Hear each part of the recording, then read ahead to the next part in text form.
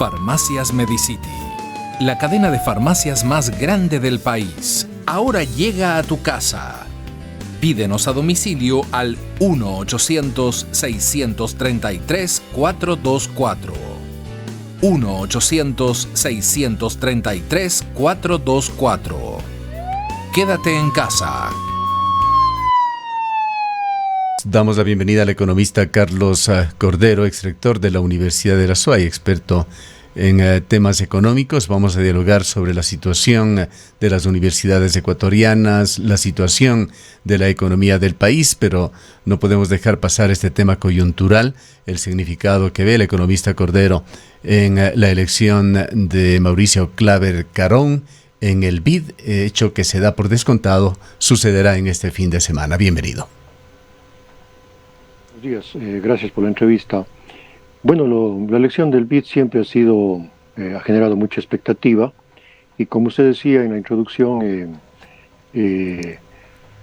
Estados Unidos prácticamente nunca ha estado presidiendo el BID. Si es que eso ocurre hoy, sería la primera vez, y sería con una persona cercana al presidente Trump, pero una persona de origen latino, un poco seguramente que para conseguir votos. El candidato está mencionando quiénes serían sus colaboradores, y por eso es que vemos que está pidiendo la colaboración, o está mencionando que serían sus colaboradores funcionarios de distintos gobiernos de América Latina. El BID siempre ha sido un fuerte grupo de apoyo para América Latina, para el Ecuador en particular, y de lo que resulte de la elección no creo que haya cambios en cuanto se refiere a la forma de conducir el BID, porque básicamente está orientado al desarrollo de América Latina. Uno de los temas que ha generado crítica en Ecuador es el hecho de que el propio candidato Claver Carón, en declaraciones para el New York Times, señalara que Richard Martínez está en sus planes, que lo integraría a su equipo de trabajo. Richard Martínez, por otra parte, viene realizando una serie de negociaciones para intentar obtener más fondos para Ecuador en organismos internacionales. La ministra de Gobierno ha pedido que se le deje en paz, de que no se le llame a un juicio político en la Asamblea, pero por otra parte se estarían articulando estos temas que tienen que ver incluso con la situación particular de Richard Martínez. Bueno, en general yo creo que la gestión que ha hecho el economista Martínez al frente del Ministerio de Finanzas ha sido una gestión positiva, más allá de las controversias, de las interpretaciones contrarias que toda gestión política, toda gestión pública tiene. En general creo yo que ha sido una labor positiva, porque ha comenzado poniendo en orden no solamente las cuentas, ha transparentado las cuentas y está siguiendo un camino que creo yo también es el correcto, es decir, poner la casa en orden, y para poner la casa en orden, este momento, adicionalmente a lo que ocurrió con la pandemia, el Ecuador tiene que buscar cómo cubrir las brechas fiscales que este momento tiene. Entonces, más allá de, insisto, de las visiones políticas contrapuestas que puede haber, o de los intereses políticos que muchas veces se generan, en general creo yo que la gestión de Richard Martínez ha sido positiva, y por lo tanto, seguramente por eso es que el candidato estadounidense al BID le está mencionando como su futuro colaborador. En términos de conveniencia o no para Ecuador, en particular con esta elección, ¿cuál es su criterio? Bueno, como lo decía al comienzo, no creo yo que el hecho de que vaya un candidato de Estados Unidos, o que presida un delegado de Estados Unidos del BID, vaya a cambiar la orientación que tiene el BID. En todo caso, si va Richard Martínez, yo creo que sería un buen elemento para que el Ecuador pueda tener un acceso más rápido, un acceso más expedito a los créditos que da el BID. Pero en general, insisto, el BID no ha tenido contratiempos con el Ecuador ni con América Latina, y por lo tanto creo yo que seguirá en esa política. Bien, vayamos con el tema para el cual le habíamos convocado, economista Cordero. En esta semana se dio a conocer una decisión de la Corte Constitucional que no ha dejado de generar polémica y protestas en Ecuador. Tiene que ver con el sistema universitario. La Corte anunció su decisión de no ver ninguna inconstitucionalidad en la decisión que tomó el gobierno a través del Ministerio de Finanzas, nuevamente Richard Martínez, de realizar un importante recorte a las universidades del país, que en el caso de la Universidad de Cuenca iba en el orden del 10%. Las universidades presentaron un recurso ante la Corte Constitucional pidiendo la inconstitucionalidad de este tema. La decisión se ha dado en contrario y esto consuma una situación muy compleja para las universidades, que se está reflejando en problemas para continuar adelante con sus programas, problemas particularmente con recursos humanos, disminución de sueldos que serán ahora no en forma temporal, sino definitiva, y despido de personal. Bueno, para entender un poco la problemática actual de las universidades, creo yo que es necesario recordar el marco legal en el cual se desenvuelven las universidades públicas, particularmente lo que tiene que ver a la forma de financiamiento que las universidades públicas tienen y colateralmente también una parte del financiamiento que reciben las universidades cofinanciadas. El financiamiento de las universidades en el Ecuador, que hasta hace unos 30 años era un tema de luchas diarias por el presupuesto universitario, se solucionó, entre comillas, con la creación de lo que se llama el Fondo de Desarrollo Universitario, el famoso FOPEDEUPO. Este Fondo de Desarrollo Universitario, que es fundamentalmente lo que financia a las distintas universidades públicas del país, se constituye con aportaciones, digamos así, o con contribuciones que se calculan en base a la recaudación tributaria tanto de IVA como de renta, fundamentalmente. Hay otros rubros que reciben las universidades públicas, pero el grueso del financiamiento viene de este FOPEDEUPO, que, insisto, se alimenta con las recaudaciones tributarias. Ya desde hace algunos años, si ustedes recuerden algunas entrevistas que hemos tenido, al menos en los 2 últimos años, a la aprobación del presupuesto, siempre había problemas con la asignación que recibían las universidades. Y ahí yo mencionaba que realmente el problema no es tanto de buena o mala voluntad del ministro de Finanzas o del gobierno. Habría que revisar primero el volumen que está recibiendo ese FOPEDEUPO, que ha tenido crecimientos importantes, pero que también hay una participación nueva de universidades ahí. Por lo tanto, el problema para el financiamiento de las universidades habría que ver si ese fondo, el FOPEDEUPO, tiene los recursos suficientes para financiar todas las universidades públicas que existen. Yo creo que ahí primero ya hay un problema de desfinanciamiento. Las universidades, en cuanto a su presupuesto, han tenido un crecimiento bastante importante en los últimos años, que ha sido financiado con este FOPEDEUPO. Pero este momento, ese fondo de financiamiento de las universidades tiene deficiencias justamente por la caída en los tributos y en los impuestos. Por lo tanto, lo que hace la Corte Constitucional no es más que decir que lo que el ministro de Finanzas está haciendo es ajustando esa asignación que le corresponde, o esa preasignación fiscal que tienen las universidades, de las pocas instituciones que tienen preasignaciones, a la realidad. Y no es buena o mala fe, o buena o mala intención del gobierno el de recortar el presupuesto de las universidades. Pero el recorte presupuestario innegablemente genera consecuencias en la educación superior. Se ha dicho por parte de varios actores de que esto va a tener una incidencia, y que está teniendo ya una incidencia en la calidad de la educación. El hecho de paralelamente tomar otras acciones como reformar los reglamentos para los profesores, disminuir sus sueldos, aumentar el número de horas, etcétera, etcétera, estarían configurando una situación muy compleja para las universidades, que se traduce, reiteramos, en una disminución de la calidad de la educación superior. Indudablemente, yo creo que haciendo una evaluación de la vigencia de la LOES en los últimos 12 años, no creo yo que la vigencia de la LOES, con todas las exigencias que ha puesto y con el incremento en el costo del funcionamiento de las universidades, necesariamente haya repercutido en una mejora de la calidad académica en estos últimos 10 años. Yo creo que habría que hacer una evaluación independientemente del tema financiero. Pero regresando al tema financiero, creo yo que este rato las universidades tienen el gran desafío de buscar fuentes permanentes de financiamiento, porque estamos claros de que el gobierno está cumpliendo con la ley y los recursos ya no alcanzan para las necesidades de las universidades públicas en particular y para el número de universidades públicas que en este momento existen.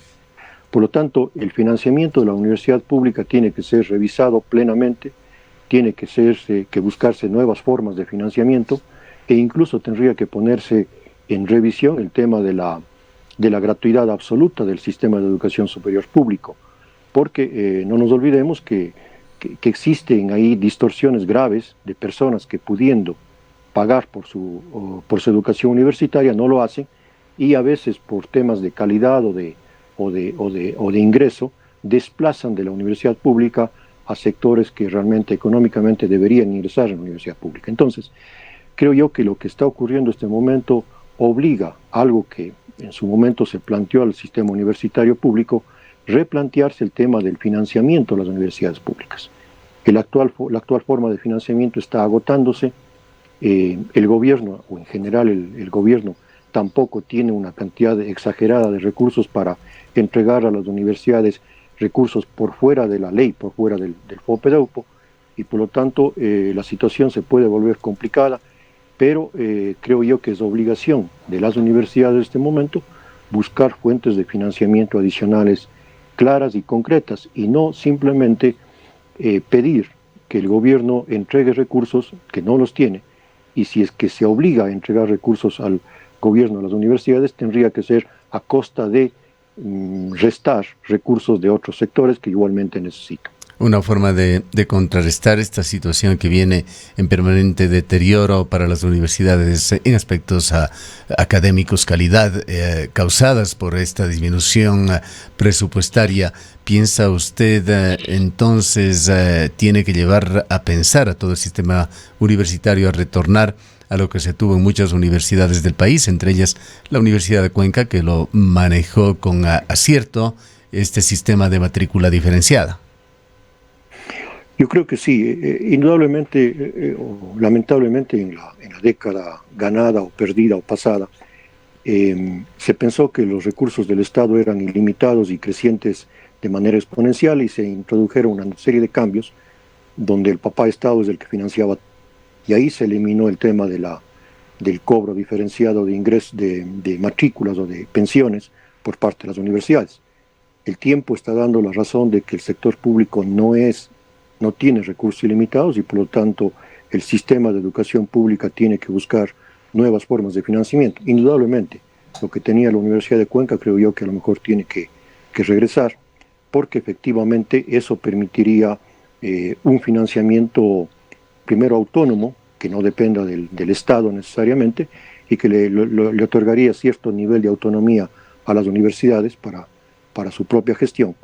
Y aliviaría, digamos así, la carga tributaria, la carga fiscal que tiene, y que como estamos viendo, los recursos tributarios del FOPEDEUPO cada vez son menores, o sea, el pastel que existe es a veces el mismo, a veces más pequeño, pero el número de comensales y la necesidad de recursos que tienen las universidades van subiendo cada año. Ese fondo ya no alcanza para lo que tiene el sistema universitario público. Sin duda que estos son siempre temas tabús, complejos, más sobre todo cuando se estaría saliendo de un sistema de gratuidad que entendemos, y le agradecería corregirme si es que no es así, tendría que ir incluso a una reforma constitucional.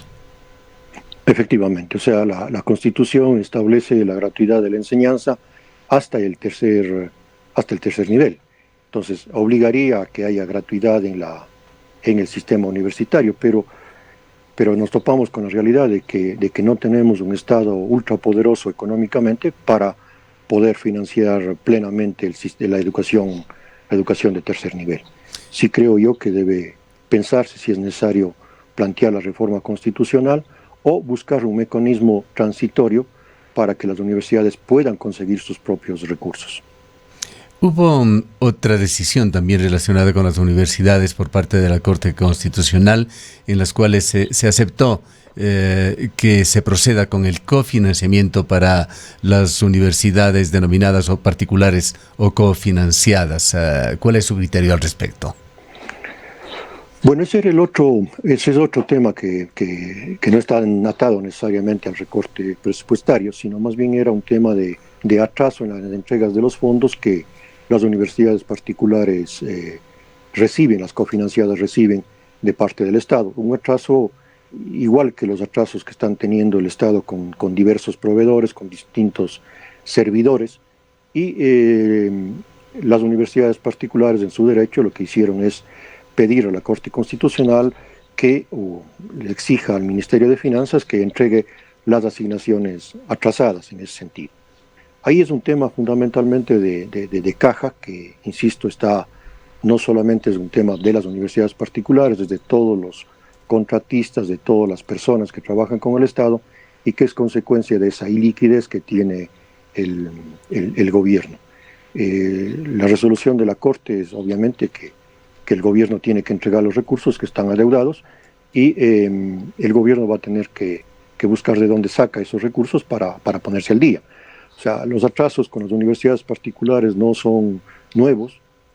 Yo recuerdo en el año 2016 estuvimos casi 10 meses sin que el gobierno nos entregue los recursos y hay que estar permanentemente exigiendo más todavía cuando hay crisis fiscales para que se ponga al día con las asignaciones. Ahora, miremos el tema desde el punto de vista de los estudiantes que sin que se hayan superado las dificultades para ingreso de los jóvenes a la universidad, viven este complejo momento, agravado también por la emergencia de la COVID-19 que obliga en buena medida a la teleeducación. Y vayamos un poco hacia las universidades cofinanciadas. Hay reclamos de estudiantes y profesores que ante la situación las matrículas, las pensiones deberían disminuirse. ¿Cuál es su punto de vista al respecto cuando sabemos que también las cofinanciadas están pasando por momentos económicos muy difíciles? El tema realmente es complicado porque hay razones de lado y lado. No solamente las universidades, pensemos también en el caso de colegios particulares, de escuelas particulares, en el tema de educación, tienen una estructura de costos, tienen unos sueldos, tienen valores que cancelar, que estaban financiados básicamente con los ingresos que recibían. Si bien es cierto, este rato hay una disminución en ciertos costos en la gestión universitaria o en la gestión de educación a través de la educación virtual, no necesariamente hay que disminuir los sueldos de los profesores o hay que reducir ciertos gastos que están allí y que se financiaban con esos ingresos. Entonces hay una razón o hay una explicación por el lado de la educación particular para tratar de mantener. Pero el otro lado que es cierto también es de que definitivamente los recursos que tienen los estudiantes o los padres de familia quienes financian la educación se han visto disminuidos.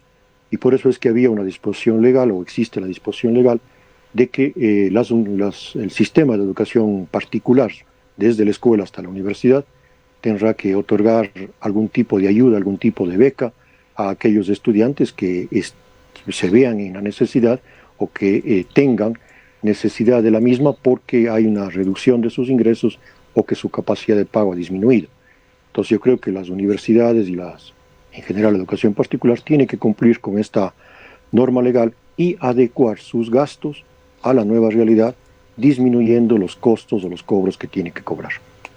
Bien, vayamos al tema de la economía del país, otro de los talones de Aquiles del actual gobierno. Usted se ha expresado ya y en forma positiva sobre la acción del ministro de Economía y Finanzas, Richard Martínez, sobre su accionar.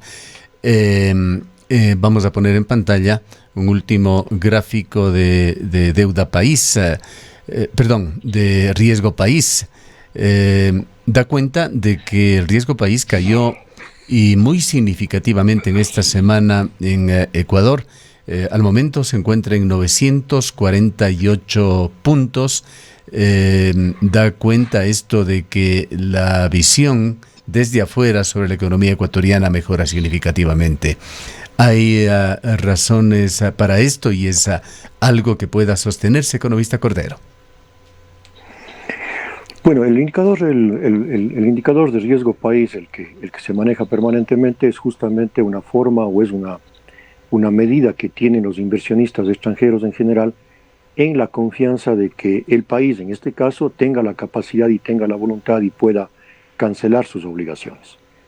Entre paréntesis, el riesgo país, en el caso ecuatoriano, los niveles más altos que ha alcanzado, el más alto fue en el mes de marzo de este año, por encima de los 6.000, en torno a los 6.000 puntos, y el otro punto más alto fue en el año 2008, a raíz del no pago de la deuda por el presidente Correa, que superó los 5.000 puntos.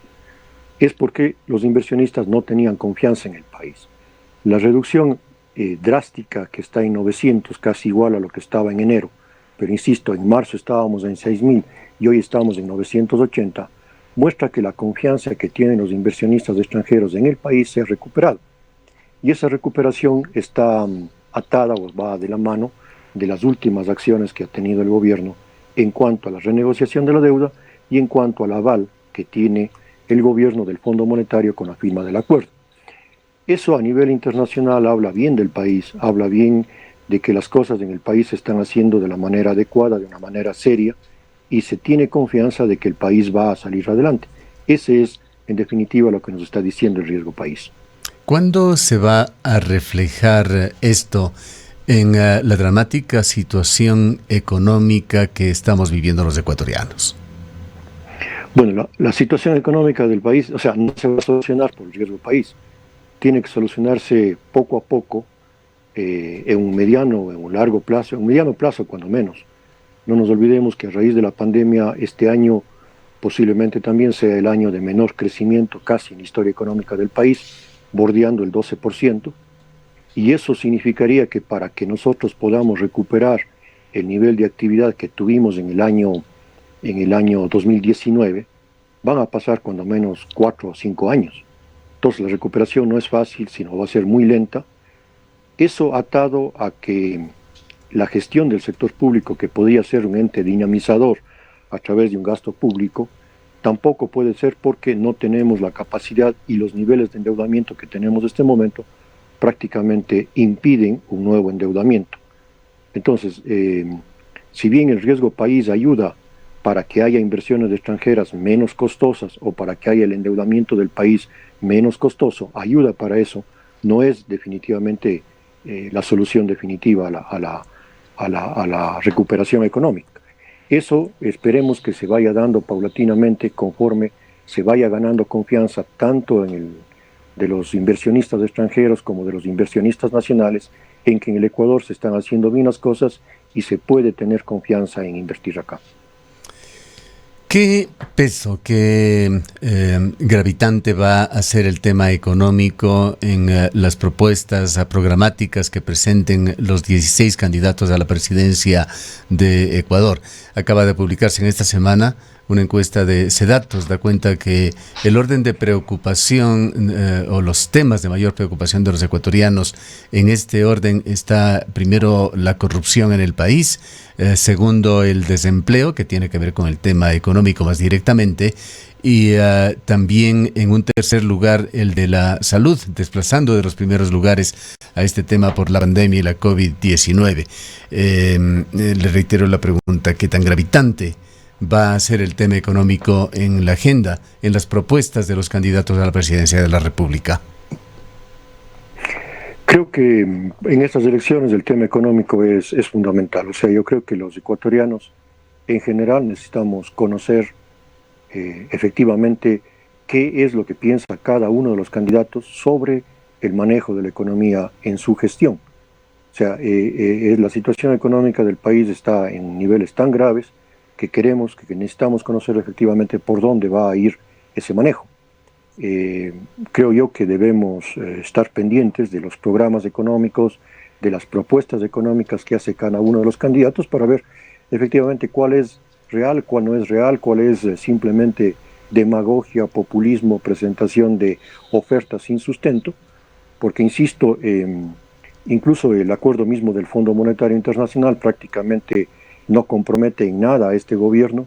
Los compromisos tienen que arrancar en el año 2021 y por lo tanto los candidatos tienen que mostrarnos si están o no están de acuerdo con el acuerdo con el fondo, si van a continuar, si no van a continuar o cómo van a trabajar en la estabilización y el crecimiento económico. Creo yo que es fundamental allí. Hasta ahora, en cuanto a propuestas económicas, obviamente tenemos muy pocas, salvo la del economista Arauz. Algo podríamos obtener seguramente de Pachacutic, porque ellos sí presentaron un programa económico a raíz del paro de octubre, en donde decían que las cosas en economía debían manejarse de esa manera. No sé si el candidato de Pachacuti va a mantener a seguir o a proponer ese mismo programa económico o va a ir con otro, pero fundamentalmente el tema económico creo yo que debe ser. Ahora, creo que un tema para de completar visión. las dos candidaturas que usted ha mencionado, Guillermo Lasso ha hecho también algunos planteamientos económicos, con los tres que de alguna manera se encuentran en distintos sectores dentro del espectro político, los tres tomados como ejemplo, además de los 16 candidatos. ¿Qué diferencias sustanciales vería usted entre Lasso, Arauz y Yacu Pérez en los caminos que proponen para los derroteros, para guiar a la economía ecuatoriana? Bueno, en el caso del economista Arauz, yo creo que es un discurso totalmente populista, sin ningún sentido, sin ningún fundamento. Decir que la solución va a estar en repatriar 30.000 millones de dinero de inversión o de recursos nacionales que están en el extranjero, primero, sin saber si la cifra es cierta o es falsa, segundo, sin saber si esos recursos a quién pertenecen, y la única forma de repatriar obligadamente sería con incautación de recursos. O sea, no hay ningún fundamento que esté detrás. Algo se menciona ahí de que la salida tendría que ser a través del dinero electrónico, lo cual significaría que estaría anunciando que el mecanismo para que financiar el Estado sería paulatinamente salir de la dolarización y regresar a la emisión de moneda. No sería moneda física, sería moneda electrónica. Eso creo yo que cae dentro de un tema más bien muy general de ver la economía sin sustento y que a lo mejor se está queriendo vender soluciones fáciles con medidas que no sean realistas. El caso del señor Lasso, él ha planteado que lo que va a hacer es buscar inversión extranjera, que tiene seguramente la capacidad, los contactos para provocar una inversión extranjera inmediata en el país para lograr la recuperación económica. Y en el caso de Yacu Pérez, como le digo, no conocemos el programa todavía, que no se ha manifestado abiertamente en el tema económico. Lo que existía es el programa económico de la CONAIE que le planteó dentro de las mesas de diálogo a raíz del paro de octubre al gobierno y que fue un motivo para que abandonen las mesas de diálogo diciendo que no cumplen con ese programa. Ese programa económico también era un programa bastante superficial, digamos así, no muy realista, tenía algunas precisiones incluso económicas, por ejemplo la reducción del IVA, que no estaban cuantificadas ni se podía ver claramente qué efecto, cuál iba a ser el efecto positivo en la economía que tendría, por ejemplo, una reducción del IVA. Concluyamos, economista Cordero, con su opinión sobre la profundidad y las secuelas aún por venir en la economía por la pandemia. Bueno, como lo decía, a pesar de que en estos meses se nota que existe cierta recuperación económica, cierta actividad económica, indudablemente el volumen de esa actividad económica en estos meses, que luego de los prácticamente 3 meses que estuvimos encerrados, está recuperándose en algo, pero está muy lejos de... Hay entre otras cosas, un 14% de recuperación en recaudación del IVA. Claro, pero un 14% en estos meses frente a lo que teníamos en los meses anteriores. Uh-huh. Estamos todavía muy lejos de alcanzar los niveles que teníamos antes de la pandemia. Y eso es justamente la mayor preocupación, porque al comienzo de la pandemia se decía que el Ecuador este año puede estar cayendo un 9%. En este momento las posiciones más optimistas hablan de una reducción del 11%. Entonces, si el Ecuador cae un 11%, algún análisis, algún ejercicio se hacía que ese 11% significa la suma de las 3 peores caídas que ha tenido el Ecuador en los últimos 30 años. La recuperación de eso no va a ser sencilla. Es como si nosotros cayéramos de un foso, en un hueco de 12 metros, y para poder recuperar de nuevo la superficie tenemos que subir paso a paso. Si recuperamos y si subimos cada año, digamos así, 3 peldaños, nos demoraríamos al menos 4 años en recuperar la situación previa a la pandemia. Entonces la situación económica no es muy halagadora, estamos en el proceso de recuperación, pero esa recuperación va a ser muy lenta. Y yo personalmente creo que realmente este momento el Ecuador no tiene espacio para para divergencias políticas en materia económica. Habría que buscar un gran consenso más allá de las ideologías o de las posiciones políticas de qué es lo que realmente tiene que hacerse en el Ecuador para poder recuperar la economía. Insisto, más allá de las posiciones que existan, porque la situación no da para posiciones políticas en el manejo de la economía. Bien, queremos agradecerle por su presencia en esta mañana. Han escuchado al economista Carlos Cordero, fue rector de la Universidad de la SUAY y es un destacado analista económico. En el Ecaustro, desde hace 20 años, trabajamos día a día para generar la energía que tú necesitas. Hoy, renovamos nuestro compromiso de servir a la región y al país, generando desarrollo con conciencia y conservación ambiental y siempre mirando al futuro. El Ecaustro es energía que genera confianza.